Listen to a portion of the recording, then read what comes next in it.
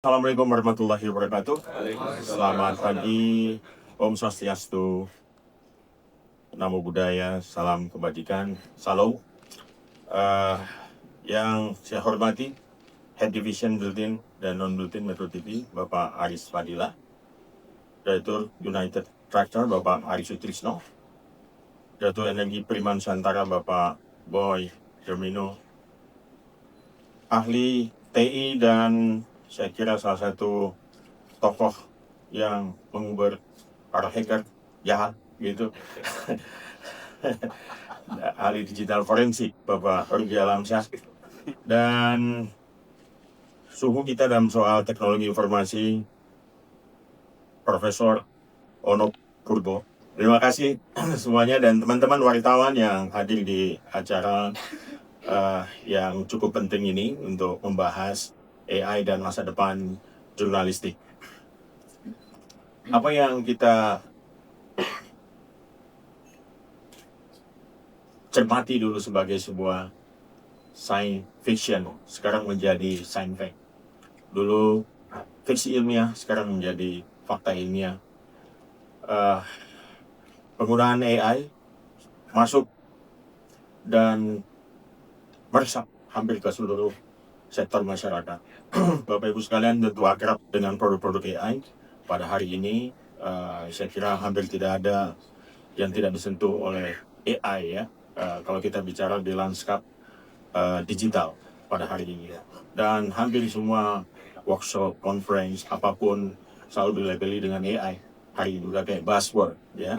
Kalau nggak ada AI kayaknya belum ada gitu. Atau merasa tertinggal atau bagaimana. Nah itu menunjukkan bagaimana AI begitu deep masuk ke dalam masyarakat. Bahkan platform-platform messenger seperti WhatsApp ada AI-nya, kita masuk ke media sosial juga ada fitur-fitur AI. Facebook juga mengembangkan di Meta Group ya, dan Google bulan lalu baru meluncurkan apa yang mereka sebut fitur AI mode. Kalau Bapak Ibu Google sekarang itu biasanya kan kalau kita Google ada AI overview kan. Nah, kalau sekarang ada AI mode itu baru aja diluncurkan kira-kira 1 bulan yang lalu dan baru dibuka untuk 1% pengguna Google. Mudah-mudahan Bapak Ibu beruntung untuk mendapatkan trialnya gitu. Tapi saya kira sekarang sudah banyak yang bisa mengakses fitur AI mode itu. Ya berbeda dengan AI overview. AI overview itu coba merangkum gitu ya. Tapi AI mode dia punya reasoning. Jadi kalau kita search sesuatu yang kita inginkan informasi, dia akan melakukan reasoning gitu ya, reasoning, dan kita bisa mendapatkan bahkan sampai pada tingkat rekomendasi dan lain sebagainya. Nah, demikian majunya ya harapan AI pada hari-hari ini ya di platform-platform media sosial itu. Dan perkembangan di artificial intelligence sendiri begitu cepat, Bapak Ibu sekalian.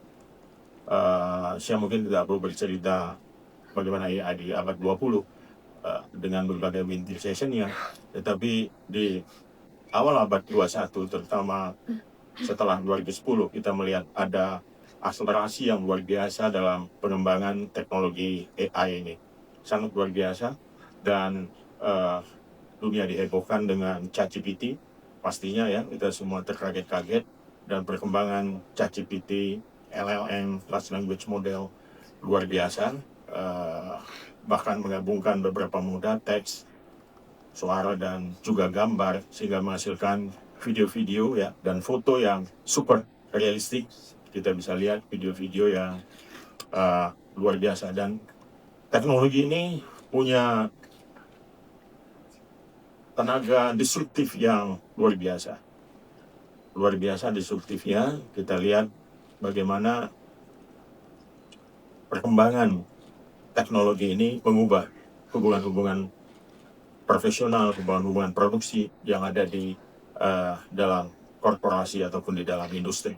Nah inilah yang mengguncangkan banyak sisi dari masyarakat, termasuk juga jurnalisme, Bapak Ibu sekalian.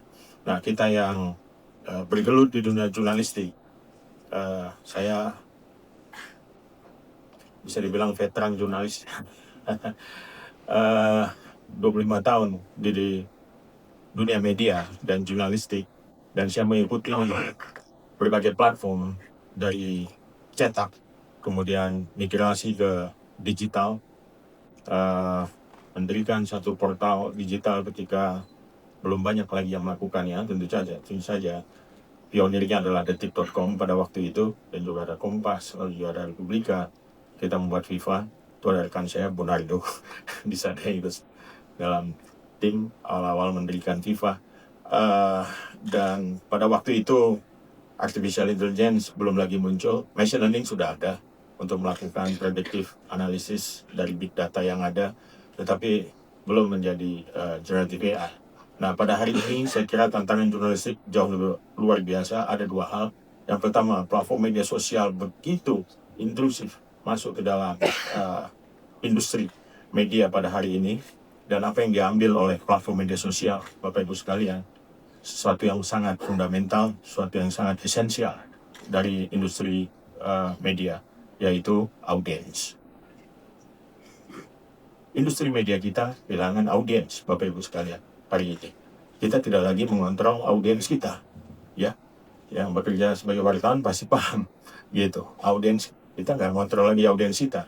Pada waktu saya bekerja di media cetak, audiens dengan media itu punya hubungan yang cukup bisa dibilang sentimental, gitu.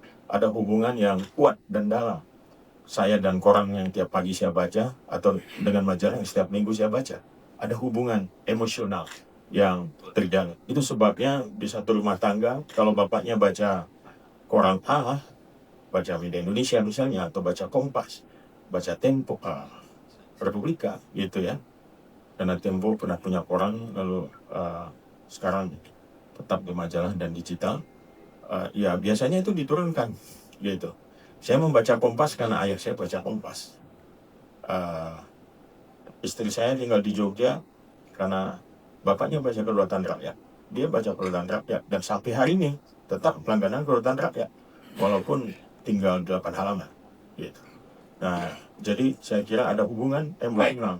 Ya sayangnya koran-koran yang kami langgani itu diantar pagi, ditaruh di meja ya, sampai dengan tengah malam tetap rapi, gitu. Tidak ada yang baca, kecuali saya. Jadi saya masih buka beberapa halaman untuk dilihat, tapi anak-anak saya nggak baca lagi koran. Jadi ada perubahan perilaku pembaca dengan generasi baru. Lalu datang yang namanya platform media sosial itu, dengan platformisasi yang dilakukan, itu telah mengontrol semua audiens. Kenapa mengontrol semua audiens? Karena platform itu mengumpulkan users. Dan kalau kita masuk ke transaksi digital, dulu kita pakai web, segala macam situs gitu ya. Sekarang direct traffic ke situs kecil sekali. Rata-rata distribusi konten yang ada di media itu melewati platform media sosial, karena mereka lah yang mengumpulkan users. Dengan cara apa mereka mengumpulkan? Ya macam gitu. Ada platform yang social network, ya. Nah ini yang paling gede. Nah dari sana kemudian aktivitas share dan lain share dan bahkan create konten, distribute konten itu dilakukan. Banyak hal yang berubah di situ. Satu, media dirampas dalam tanda kutip audiensnya. Dulu kalau kita mau pasang iklan, kita bisa langsung ke audiens kita, dan audiens datang sama kita untuk pasang iklan, dan kita udah tahu ke siapa itu dijual. Kalau hari ini jauh sekali bedanya. Kenapa? Agen-agen iklan juga pada berguguran, diambil alih oleh platform. Platform bisa mengatur konten ke pengguna yang langsung micro targeting, gitu. Tergantung likes-nya, tergantung segala macam, mereka punya profiling. Nah, begitulah landscape industri media kemudian berubah. Itu secara bisnis model juga menuntut adanya inovasi baru. Nah, di tengah hantaman platformisasi itu, lalu kita dikejutkan oleh teknologi baru ya, antara lain artificial intelligence, yang juga dipakai gitu. Jadi disrupsinya itu rangkap dua, Bapak Ibu sekalian. Ya, disrupsi dalam soal platform, lalu disrupsi dalam soal teknologi produksi konten dengan menggunakan artificial intelligence. Hari ini kita lihat sejumlah devices, alat-alat ya, dari smartphone misalnya, mereka sudah masuk dengan Edge AI, lalu ada yang Edge AI itu AI on device, AI yang sudah ditanamkan di RAM-nya langsung, sehingga dia bisa langsung memproses. Misalnya kalau ada produk-produk HP sekarang yang kalau kita record suara, ya rekaman, langsung bisa bikin transkripnya dan bisa disummarize. Setelah disummarize, kalau Anda mau buat dia press release, tinggal perintahkan jadi press release. Nah, di situ dalam kerja jurnalistik apa yang berubah? Editor tidak perlu lagi. Ya, editor mungkin bisa pensiun lebih cepat. Karena apa? Yang dibutuhkan hanya reporter sebetulnya. Untuk pengolahan data segala macam itu bisa dikerjakan oleh generative AI, platform-platform aplikasi AI yang bisa mengubah bahan-bahan itu dan menjadi tulisan. Perdebatan soal ini muncul cukup hebat, terutama di Amerika dan di Eropa, karena sejumlah media-media merasa banyak yang dicuri. Karena kita tahu generative AI bekerja lewat data. Ada model, ada LLM-nya, ada big data yang diambil, ada decision making yang dibuat melalui algoritma. Nah, data-data dari media-media besar, misalnya New York Times, Financial Times, Washington Post di Amerika, dan sejumlah media-media lain di Eropa, itu dikunyah habis oleh data crawling yang dibuat oleh ChatGPT ini ya. Dan apa yang terjadi, mereka membaca pola, mereka membaca tren, dan lebih dahsyat lagi, mereka membaca style, gaya. Gaya itu buat jurnalistik gak main-main. New York Times membangun sebuah style mungkin lebih dari 1 abad, sehingga dia dapat satu style yang siapapun yang masuk ke media itu, ke New York Times, itu pasti akan dibentuk oleh culture dan style, cara menulis The New York Times.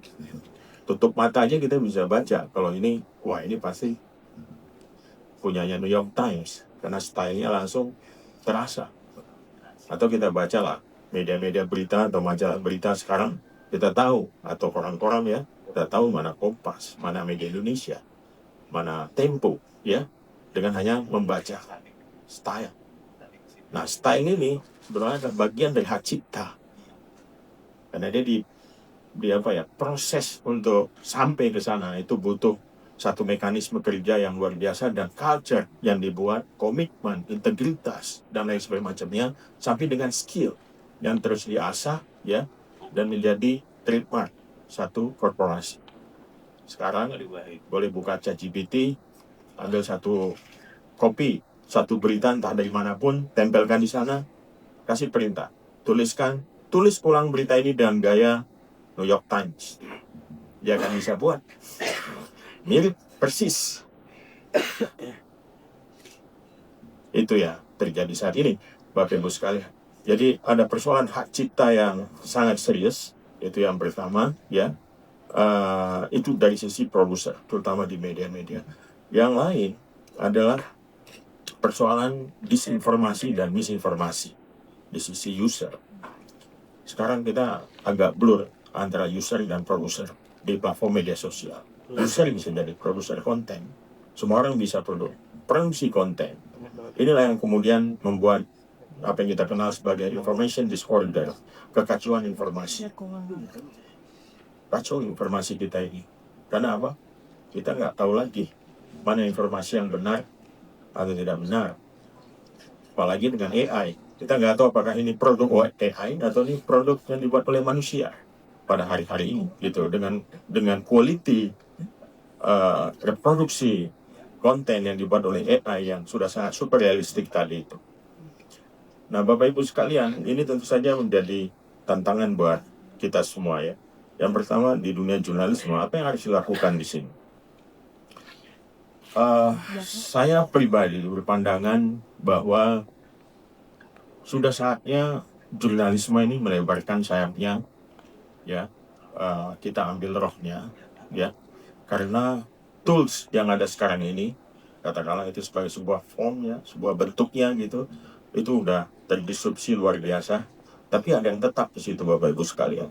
Satu disiplin jurnalisme, satu disiplin yang dibangun cukup panjang sejak Gutenberg menemukan mesin cetak, lalu kemudian ada media cetak, ya, orang, dan ada yang namanya disiplin verifikasi. Ini yang membedakan jurnalisme dengan konten amatir yang diproduksi di media sosial. Jadi line of verification, garis verifikasi. Ini yang paling penting, dan hanya para profesional yang mengabdikan dirinya untuk mencari akurasi, kebenaran dalam laporan yang bisa melakukannya dengan sungguh-sungguh. Tapi kalau yang amatir, saya kira, saya tidak mengecilkan pekerjaan yang amatir, tetapi militansinya untuk bisa mendapatkan data-data yang akurat dan melaporkannya dengan penuh tanggung jawab, itu mungkin agak sulit untuk ditagih. Tapi mereka yang profesional, mereka mendedikasikan dirinya untuk bekerja seperti itu. Nah, Bapak Ibu sekalian, dalam lanskap yang demikian, saya kira kita harus mencari satu bisnis model yang tepat, ya, agar media bisa sustain, ya. Jadi sustainability media ini harus ditopang dengan satu model bisnis yang tepat, gitu, yang kira-kira bisa merespon. Saya belum tahu modelnya seperti apa. Model terbaik mungkin bisa dilihat bagaimana New York Times beradaptasi dengan disrupsi digital ini. Tapi tidak semua media mampu menirunya, karena New York Times setahu saya sudah mulai pada tahun 2012 dengan mengubah karakter korporasi mereka menjadi tech company. Mereka bukan lagi news company, tapi tech company. Jadi semuanya berubah, struktur organisasinya berubah. Konten hanya sub dari tech company ini. Kenapa? Karena mereka melawan platform. Mereka melawan platform media sosial, mereka melawan Facebook, mereka melawan Google, mereka melawan. Makanya kita kalau Google gitu ya, New York Times, kita cuma dapat summary kecil aja. Selanjutnya kalau Anda mau baca, Anda harus langganan, karena dia subscription based. Nah, itu salah satu model yang ada. Ada juga yang ya menari di atas platform, ya, berharap AdSense dan lain-lain dari sana untuk menghidupi media. Tapi posisinya, Bapak Ibu sekalian, asimetris, ya, asimetris. Daya tawar publisher terhadap platform itu kecil. Pemerintah sudah membuat Perpres Publisher Rights untuk mencoba membuat regulatory framework, ya, bagaimana publisher bisa bernegosiasi dengan platform. Tetapi begitu aturan itu ditetapkan, perubahan di platform terjadi, algoritmanya berubah, modes-nya juga berubah, sehingga beberapa menjadi kurang relevan. Nah, ini memang teknologi yang bergerak cepat ini membutuhkan kegesitan kita juga, ya, bagaimana bisa mengikutinya. Nah, Bapak Ibu sekalian, ada beberapa hal yang bisa dilakukan mungkin, ya. Misalnya di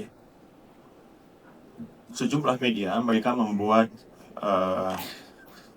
satu koalisi bersama, ya, di mana produk-produk jurnalisme yang memakai AI itu harus bisa di-trace autentitasnya, gitu. Jadi mereka sepakat memasang robot gitu di webnya, sehingga itu tidak bisa di-crawl oleh mesin-mesin penghisap data dari ChatGPT dan lain-lain.